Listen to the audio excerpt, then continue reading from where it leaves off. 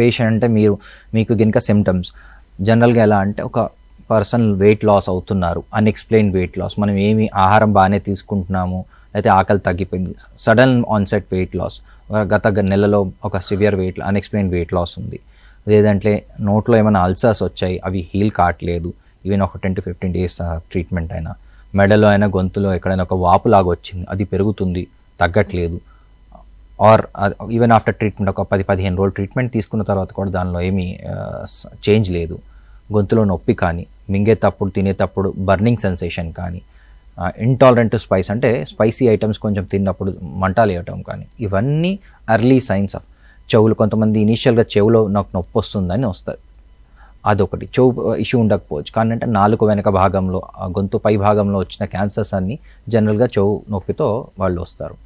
ఇంకొకటి చాలామంది neglect, nasal ముక్కు ద్వారా బ్లీడింగ్ వచ్చిన 1 or 2 ఎపిసోడ్, ఎస్పెషల్లీ ఎల్డర్లీ. ఈ హెడ్ అండ్ నెక్ క్యాన్సర్స్ అనేవి 50-60 ఏళ్ళ సంవత్సరంలో జనరల్గా వస్తాయండి. ఈ మధ్య ఈ ఓరల్ క్యాన్సర్స్, నోటి క్యాన్సర్స్ అర్లీగా 30-40 ఏళ్ళకి కూడా చూస్తున్నాం. ఎందుకంటే ఈ గుట్కా ఖైంగి తంబాకు వాడకం చాలా ఎక్కువగా అయిపోయింది.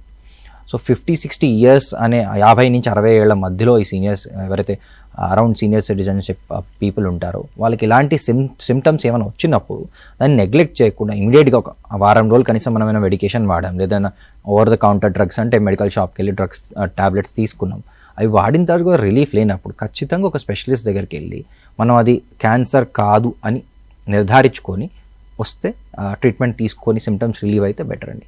కావట్లేదు ఇలాంటి ఎర్లీ సిమ్టమ్స్ ఏమైనా ఉన్నాయంటే ఖచ్చితంగా డాక్టర్ దగ్గరికి వెళ్ళటం ఉత్తమం అండి.